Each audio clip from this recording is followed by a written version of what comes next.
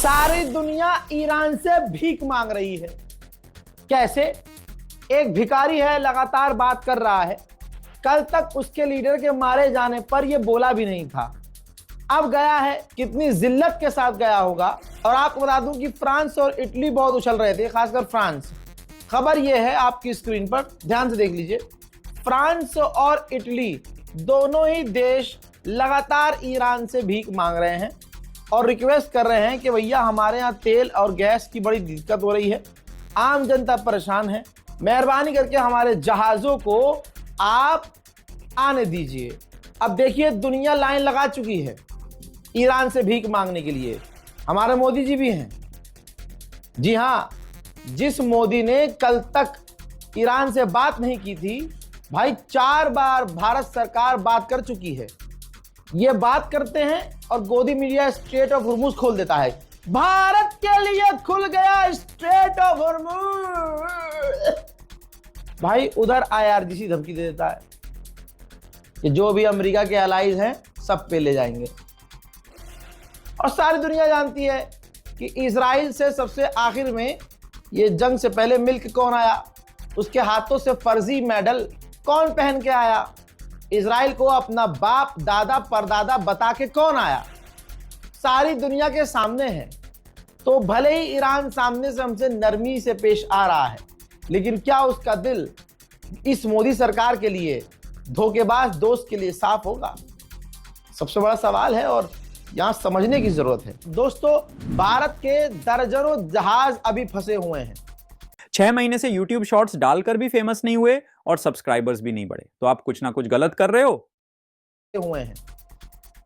Iran ने कोई भी क्लैरिटी नहीं दी है, भारत को खुला रास्ता नहीं दिया है, लेकिन हाँ ये क्लियर है कि भारत लगातार कांटेक्ट में है, क्योंकि भाई भीख मांगने वालों की लाइन लगी हुई है सारे। और मैं यहाँ पे कह रहा हूं कि अगर मोदी जी इतने ही दमदार हैं, एक अरबी चूरन ने कहा था कि अगर मोदी जी बात कर लें एक बार और एक बार कह दे कि जंग खत्म करो, सब खत्म हो जाएगा। तो मोदी जी ने बात कर ली है, लेकिन जंग खत्म नहीं हुई है। तो वो जो अरबी था उसको मुझे पेशाब पिलाना है, उसका दिमाग साफ करना है पेशाब पिला के। तो उसे पकड़ो और उससे पूछो कि मोदी जी ने तो कर ली बात, हमारी पूरी गवर्नमेंट कंटिन्यू टच में है ईरान के, लेकिन न ईरान हमें परमिशन दे रहा है, न ईरान जंग रोक रहा है। ये मोदी जी की पावर को घोप घोप हो गया है क्या? ये तो सच्चाई है। लेकिन आपको अपडेट दे दूं, इस वक्त लगातार ईरान और भारत के बीच बात चल रही है, जहां पूरी दुनिया ये देख रही है कि हमारे देश का प्रधानमंत्री मोदी डोनाल्ड ट्रंप के टैरिफ के डर से डर जाता है कि वो टैरिफ लगा देगा। और सिर्फ मोदी की बात नहीं है, दुनिया के टॉप के लीडर्स डोनाल्ड ट्रंप से डरते हैं, पैंट में मुंह देते हैं, टांगे उनकी कांपती हैं। हजरात, खामनाई तो बहुत ऊपर की चीज थे, आम जनता भी कुछ डे में सड़कों पर थी। ईरान में बमबारी हुई, एक महिला शहीद हो गई, उसकी लाश के ऊपर ईरान का झंडा डाला गया तो वो ईरान का झंडा खून में तरबतर हो गया। जी हाँ, लेकिन फिर भी रैली ना रुकी। उस महिला के घर वालों ने तब भी कुछ के लिए, बैतुल मुकद्दस के लिए आवाज उठाई, जहां सारी दुनिया ये जानती है कि जरा सा कुछ होता है, अगर पता चल जाए कि यहाँ हमला होने वाला होता है तो भगदड़ मच जाती है। लेकिन कत्ल के बाद, हमलों के बाद भी सोचिए, अमेरिका इजराइल के जो टॉप के लीडर हैं वो गायब हैं, पब्लिक डोमेन में नहीं आ रहे हैं। इजराइल बंकर से बाहर नहीं निकल रहा है, नेतन्याहू बंकर से बाहर नहीं निकल रहा है, लेकिन अल्लाह अकबर, ईरान के ये हैं जुडिशरी चीफ, सबसे बड़े जज, भाई पब्लिक के बीच हैं, आम लोगों के बीच है। भाई आप देखो, आम लोगों के बीच है। और जब वो इंटरव्यू दे रहे थे तो बमबारी हो रही थी। देखिए पूरा वीडियो।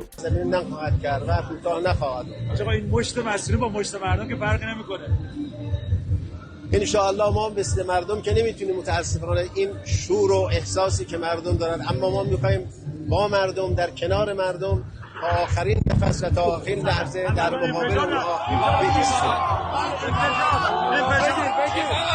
آقا همین الان که داشتم شما سنگر باشید مردم از این تاپ بتوها نمی‌ترسن.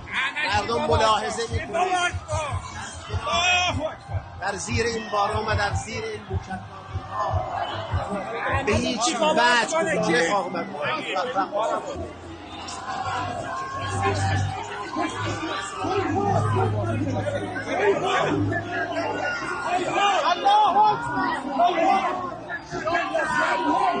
देखा आपने, ये होता है ईरान का शेर। इसे कहते हैं 56 इंच की छाती वाला। समझे? कभी डॉक्टर के कपड़े पहन के फोटो खिंचा लिए, कभी फौजी के कपड़े पहन के फोटो खिंचा लिया, कभी सरदार बन गए, कभी तुम अजीब मेरा मुंह औकात तुम्हारी। खाली फोटो खिंचवा लेने से कोई सुपर हीरो नहीं हो जाता है, शक्तिमान नहीं हो जाता है। ये देखो शक्तिशाली किसे कहते हैं। ये देखिए ईरान के सड़कों पर पेज़ेश्कियान, ईरान के राष्ट्रपति, पूरी दुनिया में तारीफ हो रही है। आज दुनिया देख रही है कि जिगरा किसे कहते हैं। ये होता है जिगरा। ऊपर से बमबारी हो रही है और हैंड टू हैंड हो रही है, और नीचे ईरान का राष्ट्रपति आम लोगों से हाथ मिलाता हुआ उस रैली में, कुछ डे की रैली में, बैतुल मुकद्दस की आज़ादी वाली रैली में शामिल हुआ। यही नहीं भाई, विदेश मंत्री अब्बास अरागची, भाई साहब देखो चेहरे पे कोई टेंशन नहीं। पब्लिक डोमेन में, खुले आसमान में ऊपर फाइटर जेट घूम रहे हैं, मिसाइलें दाग रहे हैं, अमेरिका और इजराइल बमबारी कर रहे हैं। चेहरे पे कोई शिकन नहीं, मुस्कान में कोई कमजोरी नहीं, आंखों में कोई खौफ नहीं, बल्कि एक सुकून है चेहरे पर। और वो मीडिया से भी बात कर रहे हैं। दुनिया देख रही है कि एप्स्टीन फाइल वाले बुड्ढे कितने बौखलाए हैं, और जिनका नाम एप्स्टीन फाइल में नहीं है वो सड़कों पर हैवानों से बिना डरे प्रदर्शन कर रहे हैं। एक महिला मीडिया से बात कर रही थी और उसी वक्त इजराइल ने हमला कर दिया। که واقعا دلمون روشن شد، خدا حفظشون کنه. فقط دعا میکنم براش، نذر میکنم براش، ان شاءالله که به حق پنج آقای امام زمان بهشتش باشه.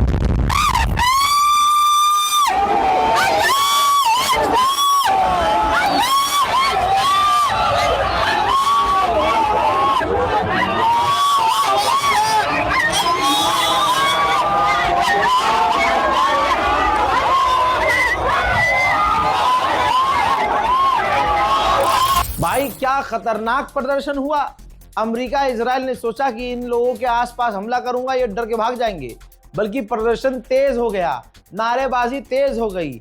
यहूदी, जी हाँ, वहां एप्स्टीन उसी का तो आदमी है, इजरायली तो था, यहूदी तो था।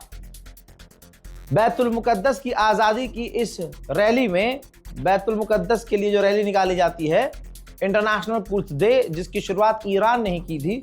दोस्तों उस प्रदर्शन में शैतान को जलाया गया जो इजराइल के द्वारा है। जहां आप उसे दज्जाल कह लो, शैतान कह लो, खबीस कह लो। ये देखिए एविल को जलाया गया इजराइल के झंडे के साथ। उधर जर्मनी और नॉर्वे की हवा टाइट हो गई है और दोनों ने मना कर दिया है कि हम अपने जहाज़ों को, हम अपने शिपमेंट को स्ट्रेट ऑफ हॉर्मुज़ में नहीं भेजेंगे। फ्रांस का राष्ट्रपति इमैनुअल मैक्रोन बहुत उछल रहा था, बहुत भौंक रहा था। फ्रांस की फौज का जो अड्डा है इराक में, इराक के लड़ाकों ने उसे उड़ाया और ईरान के शाहिद ड्रोन को इस्तेमाल किया हमला करने के लिए, जिसका रिजल्ट यह है कि आपकी स्क्रीन पर ये वही शख्स है, फ्रांसीसी फौज का फौजी, जो ईरान के शाहिद ड्रोन से मारा गया है। तो दोस्तों उछलने का नतीजा ये हुआ, फ्रांस जितनी तेजी से उछल रहा था, सीधा उसका सैनिक मारा गया है और बड़ा झटका फ्रांस को लगा है। IAEA के चीफ ने कहा है कि ईरान के पास इतना यूरेनियम है कि वो हथियार बना सकता है, लिहाजा हमें ईरान एक्सेस दे कि हम उसकी जांच कर सके। अमेरिका के डिफेंस मिनिस्टर का बयान है और बॉडी लैंग्वेज पर ध्यान दीजिएगा।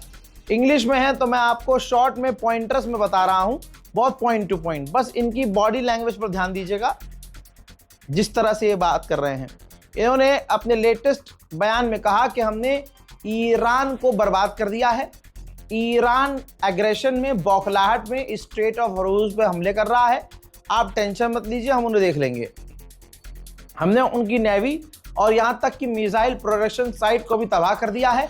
अब वो दोबारा मिसाइल नहीं बना सकते।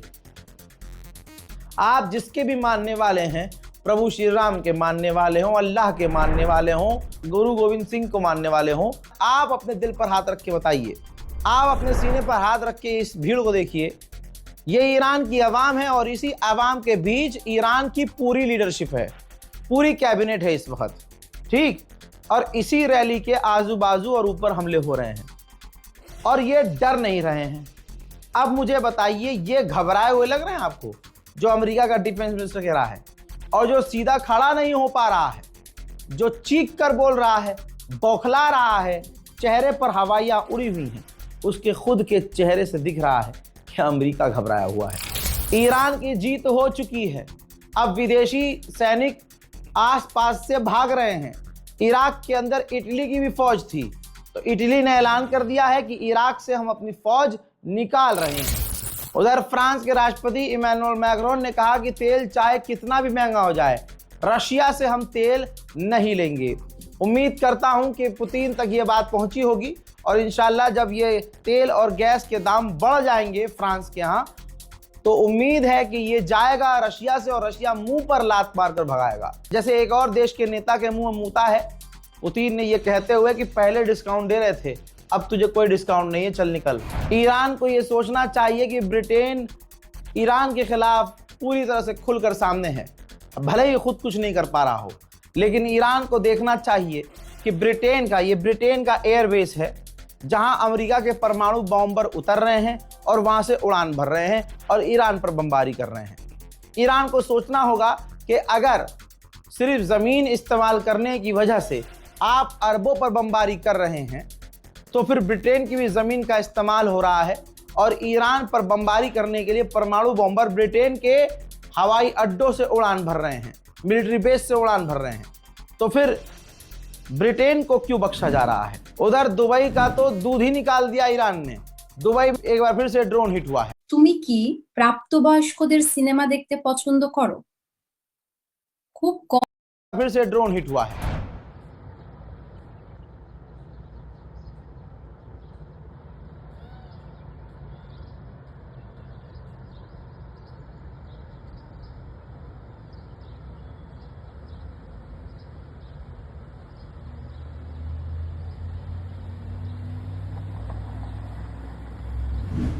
आज बैतुल मुकद्दस की आज़ादी के लिए इंटरनेशनल कुड्स डे, जिसकी शुरुआत ईरान ने की, पूरी दुनिया में इसकी धमक देखी गई।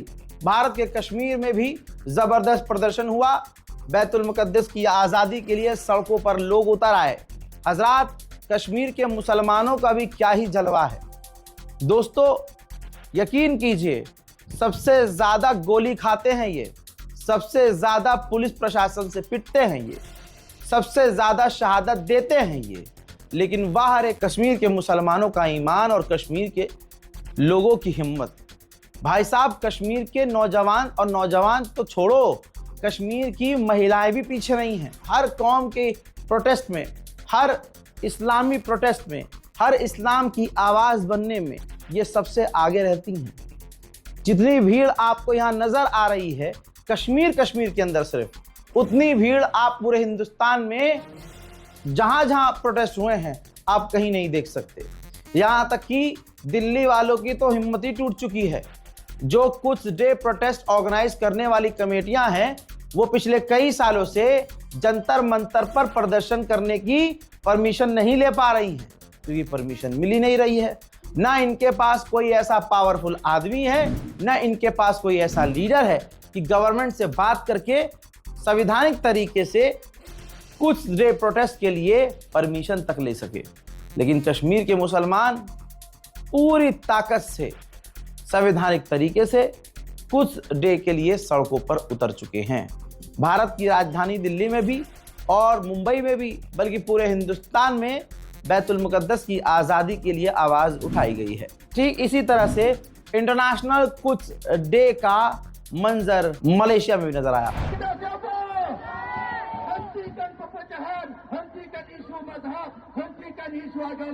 Siapa saja, apa saja agamanya, apa saja mazhabnya, seandainya mereka menentang syaitan Yahu Iblis dan juga menentang syaitan akbar Amerika, kita perlu memberikan sokongan dan dukungan kepada मोहतरम हजरात, इस रिपोर्ट को शेयर कीजिएगा, अपनी राय कमेंट में लिखिएगा। याद रखिएगा, अभी मोदी सरकार ईरान से बात कर रही है, ईरान ने कोई परमिशन नहीं दी है। ईरान परमिशन देगा तब हमारे जहाज निकलेंगे।